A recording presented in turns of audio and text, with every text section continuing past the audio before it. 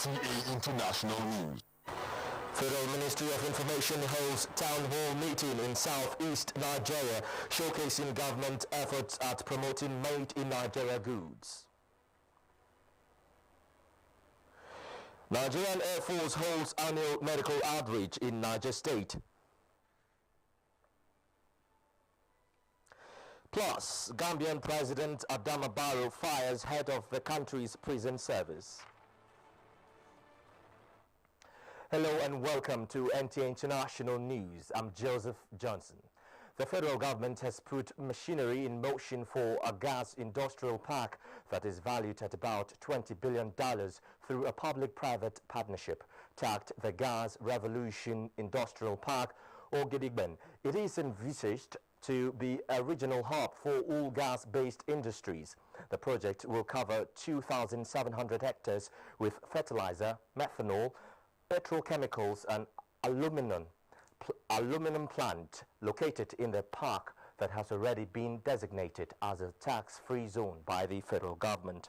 In what is called a gas revolution, acting President Yemi Osinbajo stated that the Buhari administration is committed to the development of the Niger Delta. He met with the international developers and investors of the project in Abuja this Monday.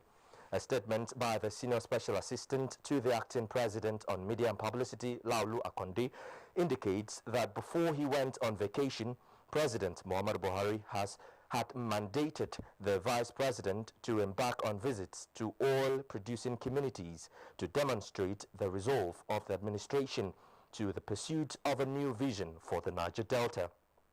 The building of an industrial gas hub in Ogodigben, Delta State, was one of the feedbacks that was received during the visit to the state.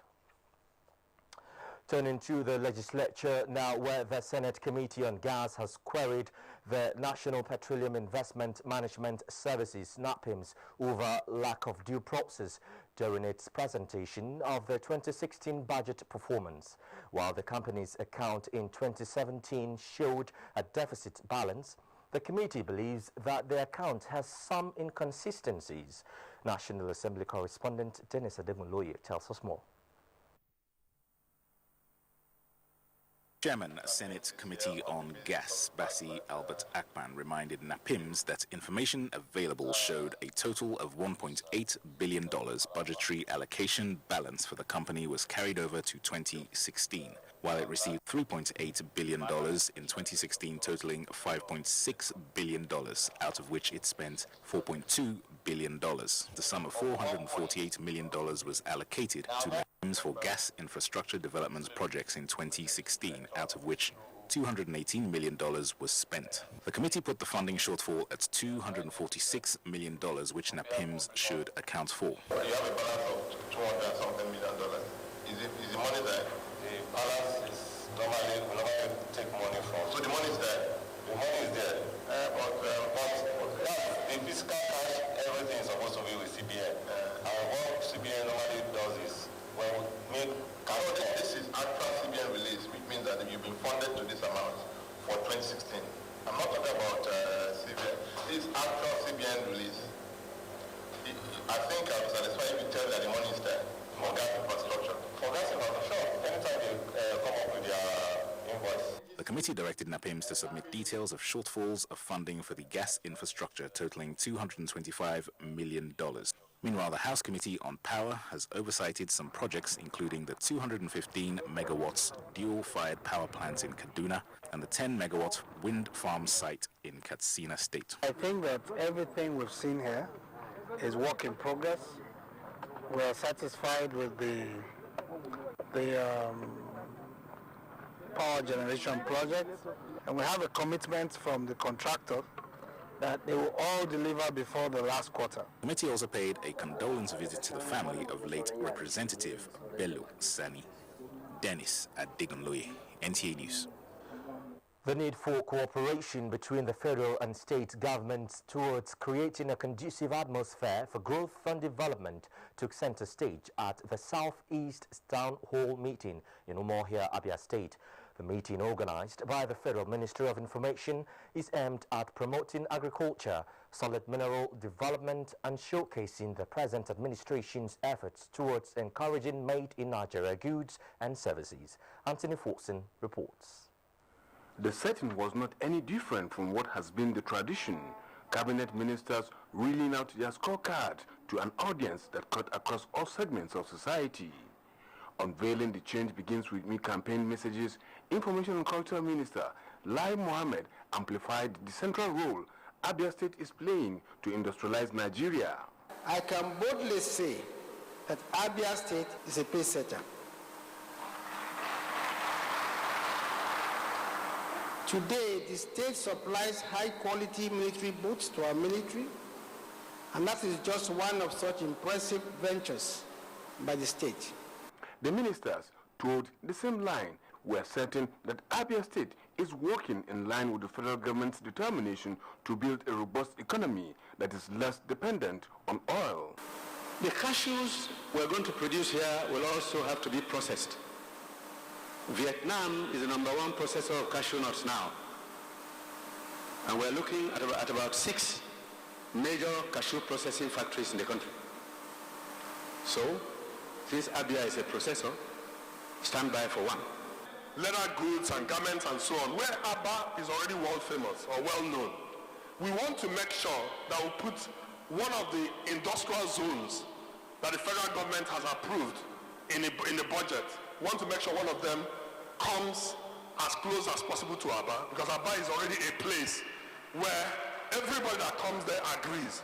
So Abia should embrace this program of Change Begins With Me and entrepreneurship with open arm.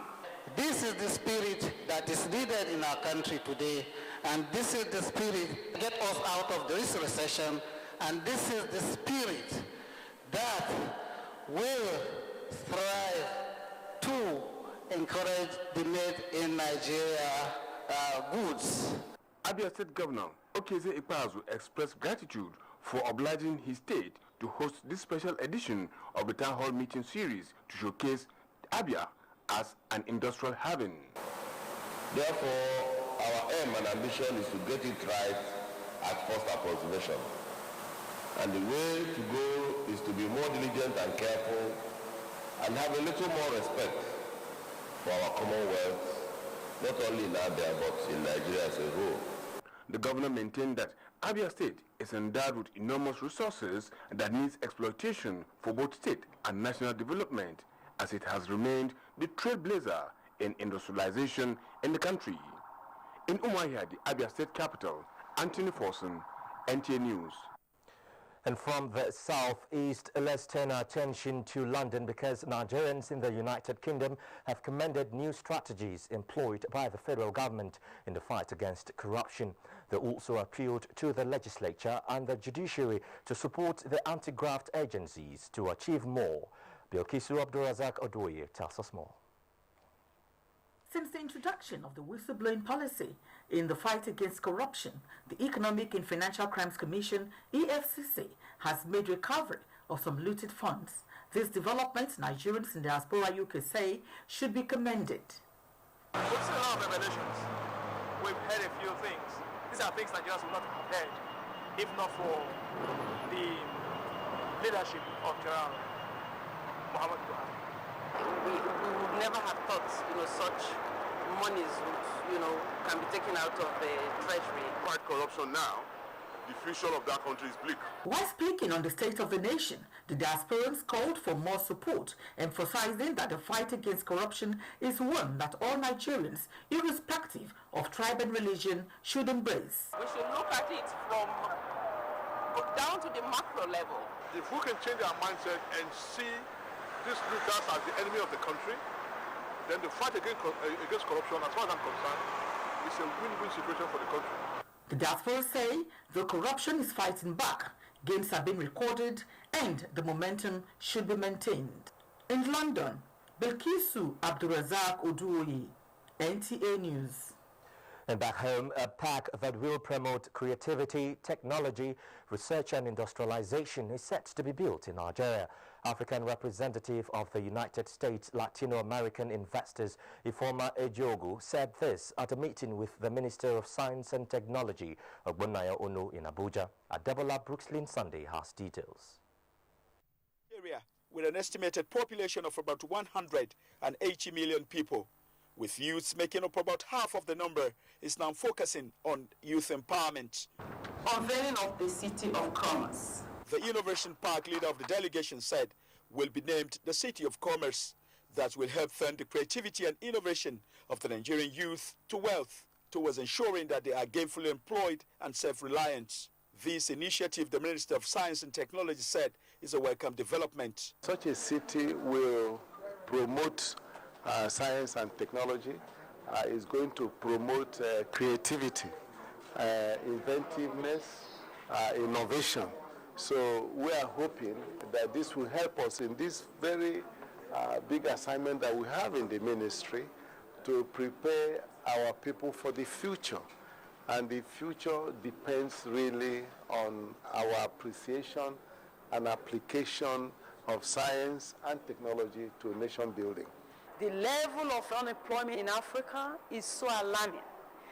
Building the City of Commerce is going to be an avenue of bringing solution to this, because there's going to be job creation, there's going to be wealth creation, there's going to be abundance of food from our integrated agriculture, and there's going to be education. The park will be fully funded by the Latino American Chamber of Commerce. Adebola Brookslyn Sunday, NTA News. Chairman of the Coordinating Committee on the Abuja-Kaduna Airport Movement, Captain Muhammad Joji, says all necessary equipment and logistics are being finalized for seamless operations at the Kaduna International Airport as from 8th March. He was speaking on NTA's program, Good Morning Nigeria. Timothy Yusuf reports. The deadline set by the federal government to relocate flight operations from the Nnamdi Azikiwe International Airport, Abuja, to Kaduna for 6 weeks is just about 9 days away. To shed more light on the preparations for the movement, Chairman of the Coordinating Committee on the Abuja-Kaduna Airport Movement, Captain Muhammad Joji, and an aviation expert, Dan Omale, said the cooperation of Nigerians is required to make the exercise successful. During the 6 weeks, there will be 8,700 aircraft movement, which is about 200 movement a day, 207 movement a day. Then there will be 14,423 passengers daily. All that has been taken care of. So the airlines, there are some airlines we understood they don't want to move, but for the reason best known to them. But from these statistics, we are well in order. We are ready to accommodate them in Kaduna. This is a major decision, and what we're talking about is safety. It's not about money now. Let's forget money. Let's put money aside. An airline operator, however, shared the contrary opinion, saying that the relocation will dwindle operations within the period it will last. The numbers of flights that are operating out of Abuja won't be possible in Kaduna for so many reasons. We've been operating out of Abuja to Benin, Enugu, and Asaba. That won't be possible in Kaduna because you won't travel 4 hours from Abuja to Kaduna to go and fly from Abuja, from Kaduna to Asaba, or Kaduna to Benin. You can equally spend that 4 hours from here to Benin or Asaba or Enugu, and you are at home.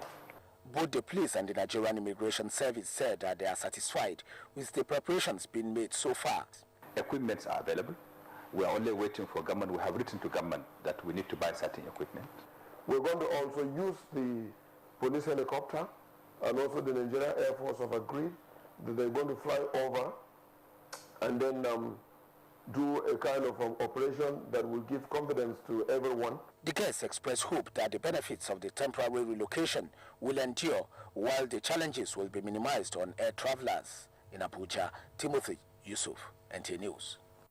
A bit on security, 117 Air Combat Training Group of the Nigerian Air Force in New Busa has held its annual medical outreach for residents of Bargugo Convent area of Niger State. The exercise, which is part of the corporate social responsibilities to the host communities, is aimed at improving the already existing peaceful coexistence in the area. Abdullahi Ibrahim reports. The Nigerian Air Force Medical Outreach is an annual event organized to provide free medical treatment and diagnosis to the residents of the host communities. The commander, 117 Air Combat Training Group, New Busa, Squadron Leader Kembo Maidawa, While flagging off the 2017 exercise, called on the residents of the area to avail themselves with the rare opportunity given to them to accessing free medication. The exercise provided include eye-related ailments, malaria, fever, and high blood pressure, as well as HIV tests and other illnesses complained of by the patients. Patients who have assessed the intervention express their gratitude. Felt the need for us also to give back to the community.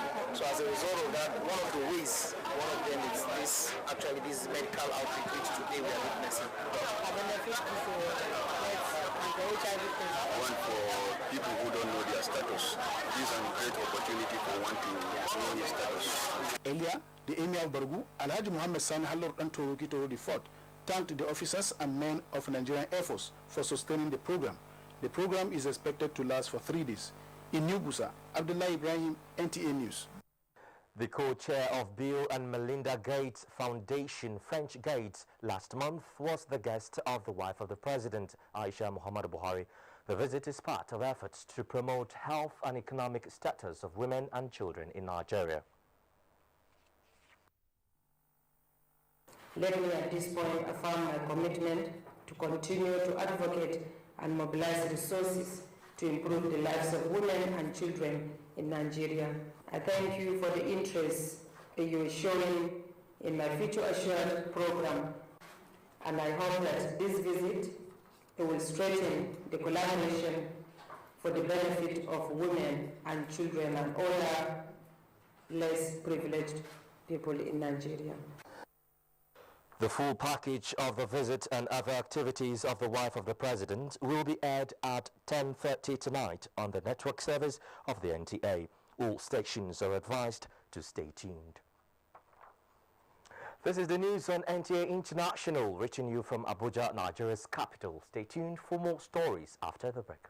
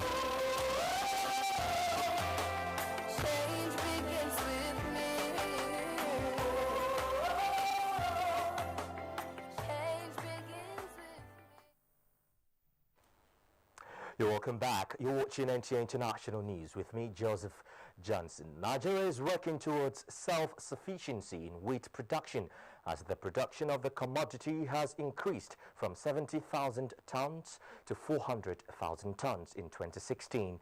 Musa Babali reports that Nigeria and 12 African countries set year 2025 as the year to stop the importation of wheat to the continent. Demand, supply and production of wheat have over the years remained a challenge to African countries, while the consumption of the produce and its products is on the increase. The continent is spending over $15 billion yearly on importation of the produce, with Nigeria alone consuming imported wheat worth over $5 billion every year. However, a study conducted by the Agricultural Research for Development of Strategic Crops in Africa discovered that the continent has the capacity, land and climate suitable for the production of wheat. Initially, our varieties yield very low, yielding between 1 to 1.5 tons per hectare. Now we have varieties that can yield up to 6 tons per hectare. This project is developing a technology that makes our farmers more competitive, and this technology is also meeting the requirements of the millers and wheat industries. Nigeria is among the 12 countries that have keyed into the African wheat production project, which has resulted in the increase of wheat on the continent. If we have no research that informs policymakers about the totality of support that is given in countries with whom we are competing and from whom we are importing wheat, we are likely to continue penalizing our wheat value chain participants. The international conference on wheat taking place in Abuja is to review the success story on the production of wheat in Nigeria. In Abuja, Musa Baba Aliyu, NTA News. Let's talk business now, and here is Olanka Ojo with the latest. Welcome to Business News. The Nigeria Civil Aviation Authority, NCAA, says the number of domestic airlines in the country has dropped from 150 to 8 in the last 17 years. General Manager Public Relations of NCAA, Sam Adroboye, who said this, maintained that the decline was as a result of lack of proper corporate governance and inability to fulfill safe operations, rather than multiple charges as some of the airlines had claimed.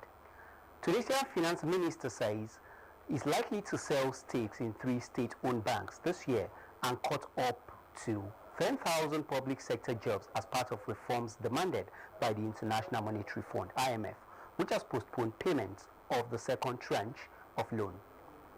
The minister also added that the government is ready to launch a new push on the reforms package in the public sector, banking sector, state companies and taxes. Oil prices rose on Monday as investors showed record confidence in prices rising further, though gains were capped by the prospect of faster growth in U.S. oil production.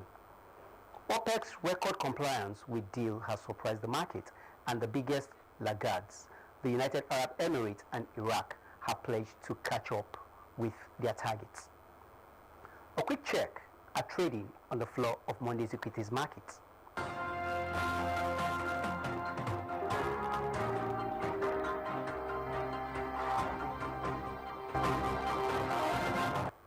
And that does it on the business segment of the news. I am Olayinka Ojo. The news continues. And Oku Ekpeyon has the stories trending in other parts of the world. Kenya's government has announced a ban on state advertising in commercial media in the country, a move intended to cut costs. The government says it spent about $20 million on advertising on state tenders, job positions, and public announcements. Gambian President Adama Barrow has fired the head of the country's prison service, who oversaw almost 2 decades of alleged torture and mistreatment under ex-ruler Yahya Jammeh.